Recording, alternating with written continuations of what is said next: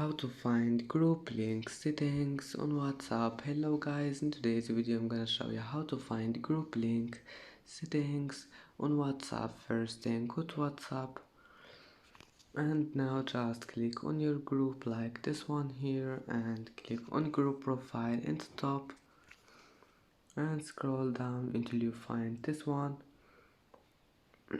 Click on it and then click here you can manage group link, just manage anything you want and go back. It will be saved. You can copy group link or share it, and that's it. And that's it for today's video.